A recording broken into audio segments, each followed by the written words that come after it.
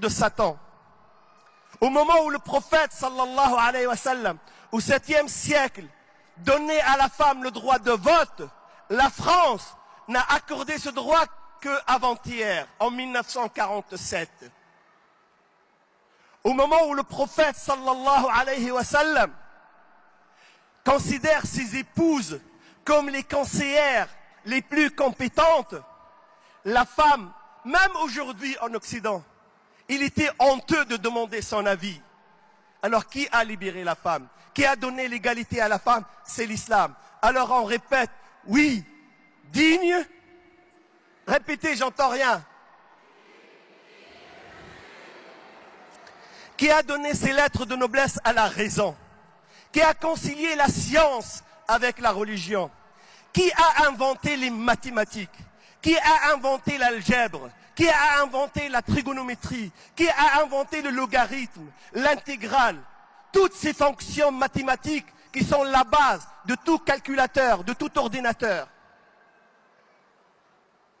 Qui a résolu les problèmes de l'humanité en partant d'un verset coranique et en finissant par une fonction mathématique? Qui a inventé la médecine? Je ne parle pas de la médecine des charlatans, des sorciers, des exorcistes. Je parle de la médecine qui sauvegarde la santé. Qui a inventé la pharmacologie chimique? Qui a inventé les hôpitaux?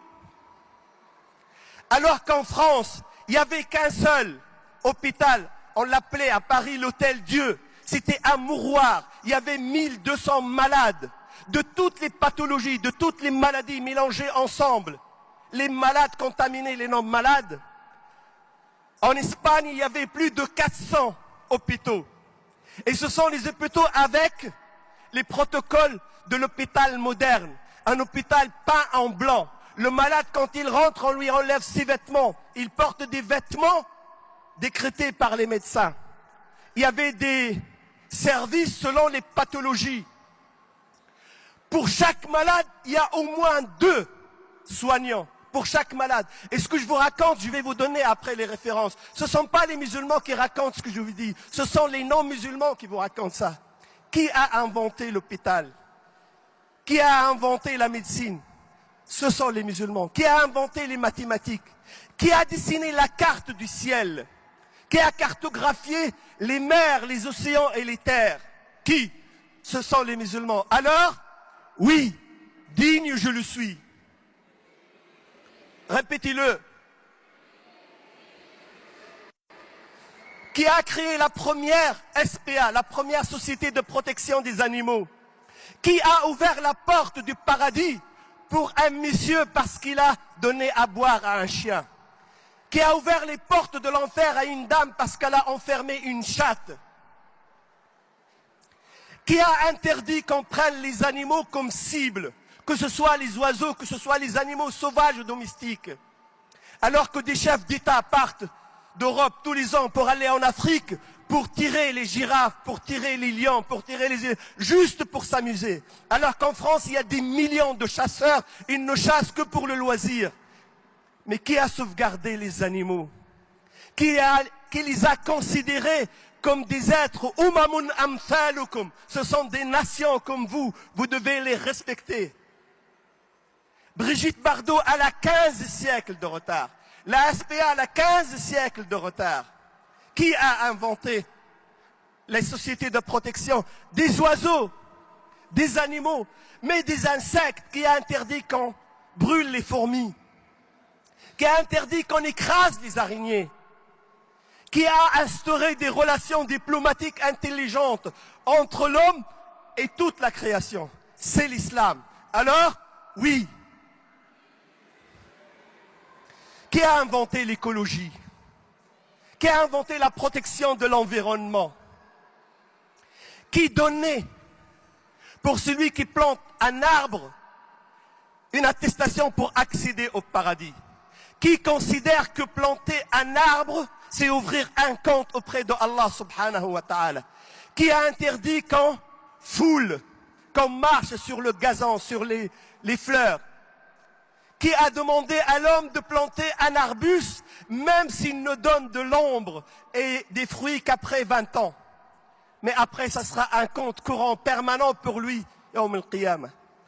Qui a instauré l'économie de l'eau, qui a instauré le respect des champs, le respect des montagnes, le respect des ruisseaux, le respect des pierres.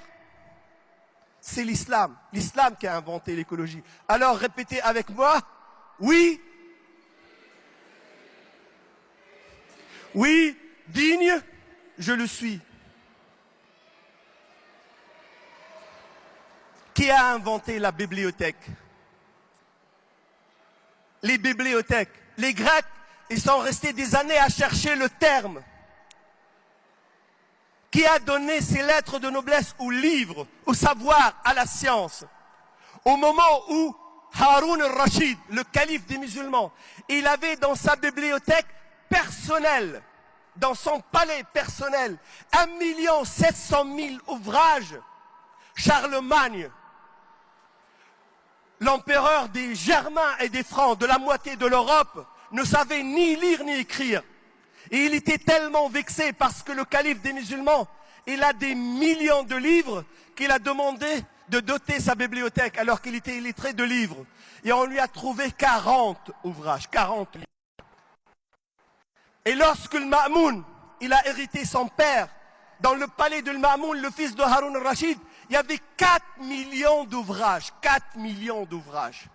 Il avait dans la cave de son palais 400 interprètes, 400 traducteurs qui traduisaient de toutes les langues vers toutes les langues. Lorsque les Mongols sont rentrés dans Bagdad, pour traverser les fleuves, ils ont vidé les bibliothèques, ils ont dressé des ponts avec les ouvrages. Et l'eau de fleuve est restée noire pendant des mois et des mois. Qui voyageait des années entières pour aller trouver un livre, pour dénicher un hadith, pour inscrire une sagesse? Ce sont les musulmans, c'est l'islam. Alors, oui, digne je le suis. Mais je peux faire le tour du passé, je peux citer tous les aspects de la vie. Et vous allez voir, n'écoutez pas le discours. Si j'ai choisi de parler de ça aujourd'hui, parce que j'ai écouté toutes les conférences. Tous les conférenciers, ils ont parlé de la dignité. Mais ils ont donné des leçons aux musulmans. Il faut qu'on fasse ceci, il faut qu'on soit digne. Moi, je ne vous dis pas, il faut que vous soyez digne. Je vous dis, vous êtes digne. Vous ne le savez pas, mais vous devez le savoir. Vous êtes digne, vous êtes noble, vous êtes majestueux, vous êtes fabuleux, vous êtes haut, vous êtes fort, vous êtes grand.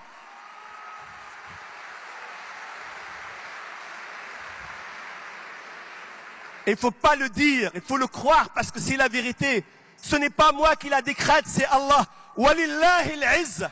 Et encore, wali rasulihi, walil mu'minin. C'est un gène que vous avez dans votre ADN. Personne ne peut l'extraire, personne ne peut l'enlever.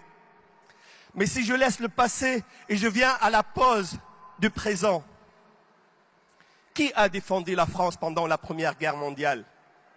Qui a défendu la France pendant la Deuxième Guerre mondiale? Qui a servi de chair à canon pour arrêter les Allemands qui massacraient les Français? Ce sont vos parents, ce sont vos ancêtres, ce sont les musulmans du Maroc, du Sénégal, de la Tunisie, de l'Algérie. Sans l'apport des musulmans, la France ne serait jamais libérée.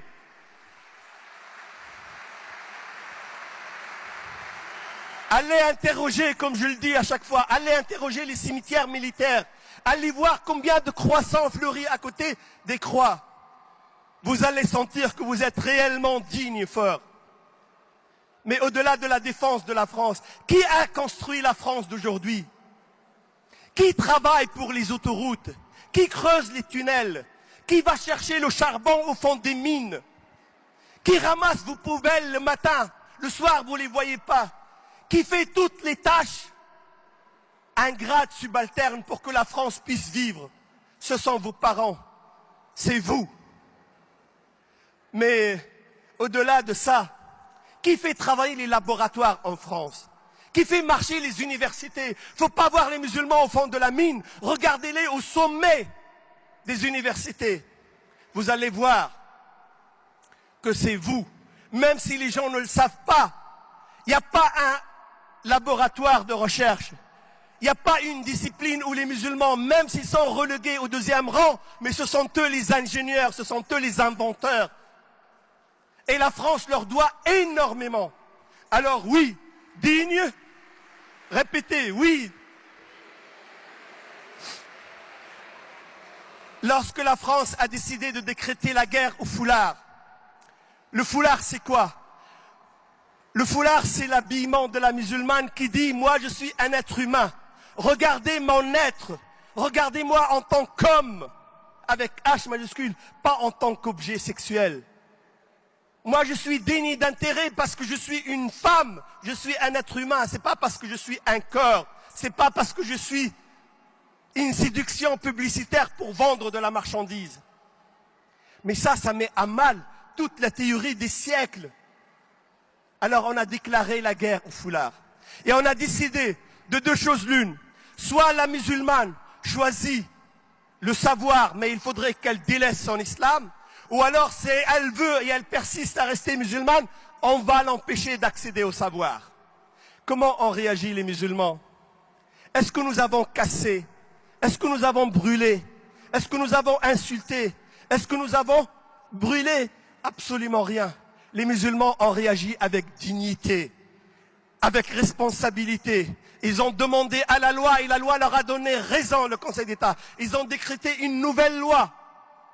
Et alors que le chômage augmente, que le pouvoir d'achat diminue, que les banques vacillent, que l'économie va mal, que tous les indicateurs sont tout rouges, les politiques ne trouvent rien à faire que de pourchasser la nounou chez elle. Parce qu'elle est musulmane, ils veulent lui enlever son foulard.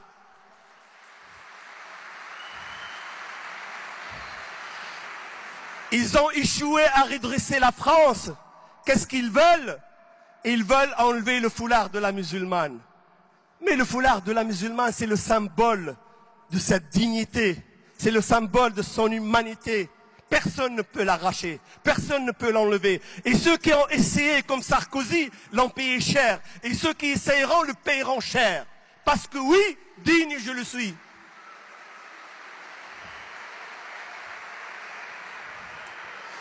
Qui a construit les écoles? Qui a construit les mosquées? Quel maire, quel préfet, quel ministre peut prétendre qu'il a donné un sou aux musulmans? C'est avec l'argent des musulmans, c'est avec la sueur des musulmans, c'est avec le travail des musulmans que nous avons construit nos mosquées, que nous avons construit nos centres, que nous avons érigé nos écoles.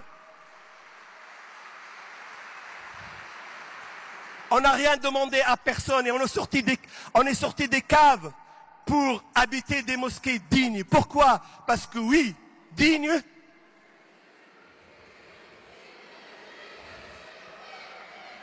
Qui a donné aux musulmans le halal? Qui a permis aux musulmans de pratiquer leur culte? La loi 1905 de séparation, normalement, elle oblige l'État à permettre et favoriser l'exercice du culte. Au lieu que l'État français ouvre des institutions halal partout, les ministres, les préfets, les maires, les journalistes, les petits philosophes de week-end qui squattent les plateaux de télévision déclarent la guerre au halal. Ils ne savent pas ça veut dire quoi le halal? Le halal c'est at-tayyibat, c'est la purification, c'est la pureté. Mais ils pensent que lorsque le français mange halal, il risque de devenir musulman. Tout à l'heure à vos camarades les jeunes, je leur ai dit c'est comme si vous dites à quelqu'un si tu manges bio, tu vas devenir mormon. Mais le halal, c'est nettoyer l'alimentation de tout ce qui est alcool, de tout ce qui est porc, de tout ce qui est bactéries, de tout ce qui est nocif pour la santé. C'est ça le halal. Mais qui l'a donné aux musulmans? Ce sont les musulmans qui se sont dotés de ça. Les musulmans, ils ont inventé les boucheries. Ils ont inventé les alimentations, les pâtisseries, jusqu'à ce que maintenant le halal trône dans chaque rayon de Carrefour, de Auchan, de Leclerc, partout. Jusqu'à ce que le ramadan ait maintenant son rayon. Et ce n'est pas grâce aux autres, c'est grâce à vous. Pourquoi? Parce que oui, digne je le suis. Mais lorsqu'ils ont chassé nos filles de l'école, qu'est-ce qu'on a fait? On a pleuré. Non, nous avons construit nos écoles. Et le recteur de l'Académie de Lille, lorsque Averroès a ouvert, il ne voulait pas donner l'autorisation, jusqu'à ce que le ministère le désavoue. Et quand les journalistes sont venus le voir, ils ont rempli toutes les conditions. Pourquoi? Et voilà, le ministère vous a désavoué. Il a dit, attendez une année, vous allez voir, ils vont fermer la porte. Ben, nous avons attendu une année. Et quel est le résultat? Le résultat, sur les centaines, sur les milliers de lycées en France, qui trône à la première place, c'est Averroès.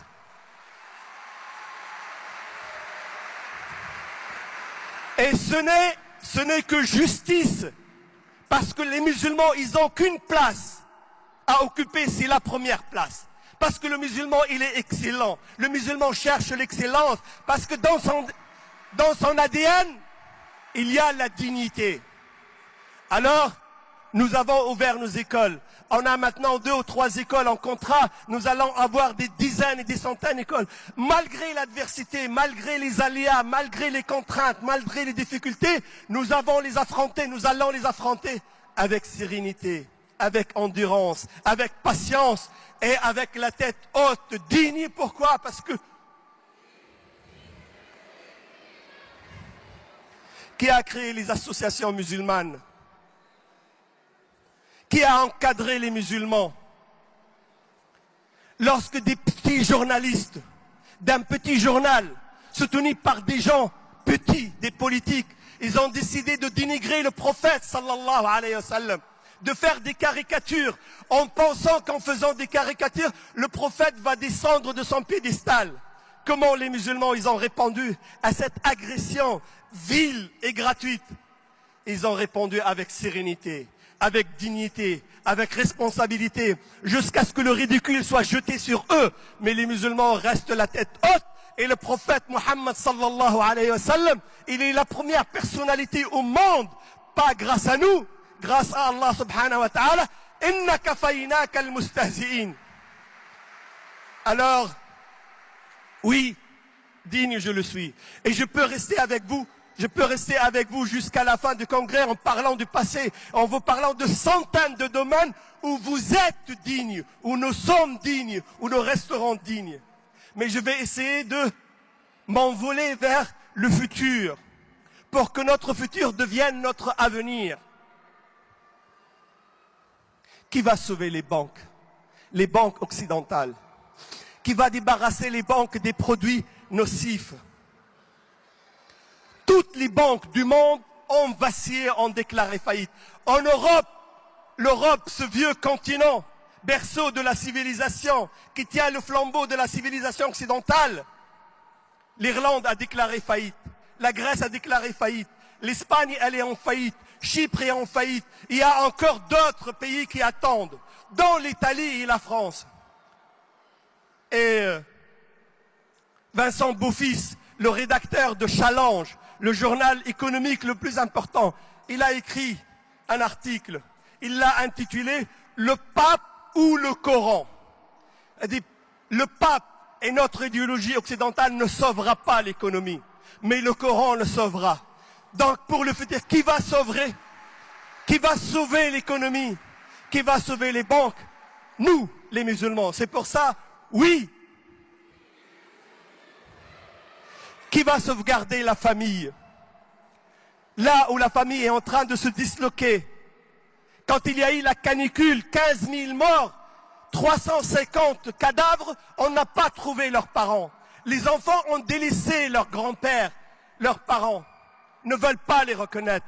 Maintenant, on est en train d'instituer le mariage entre hommes et hommes, femmes et femmes, pour disloquer la famille. Mais la famille, c'est la poutre de la société, c'est la cellule, c'est le ciment. Qui va la sauvegarder? Qui est en train de la sauvegarder? Ce sont les musulmans, ce sont les seuls pour eux. Mon grand-père, il est chez moi, ma mère est chez moi, je ne vais pas l'envoyer dans un mouroir. Je ne peux accéder au paradis qu'en servant ma mère, mon père, mon grand-père. Ils sont ma clé pour le paradis. Alors oui, nous allons sauver la famille. Pourquoi? Parce que oui, digne je le suis. Le monde souffre de maux. L'écologie, j'ai parlé qui a inventé l'écologie. L'environnement, le réchauffement de la planète, le débordement des océans, les inondations, les ouragans, les tremblements de terre, tout ce que la civilisation occidentale a amené pour pervertir l'environnement. Qui va sauvegarder? Qui va rendre les relations intelligentes entre l'environnement et les humains? C'est vous, les musulmans. Nous sommes l'avenir de l'humanité. Nous sommes le secours de l'humanité. Nous sommes le futur de l'humanité. Pourquoi? Parce que oui, digne je le suis. Walillahi al-'izza wa li rasulihi wa lil mu'minin. Wassalamu alaykum wa rahmatullahi wa barakatuh. On applaudit chaleureusement Abdallah Belmansour, s'il vous plaît. Oui, digne, nous le sommes.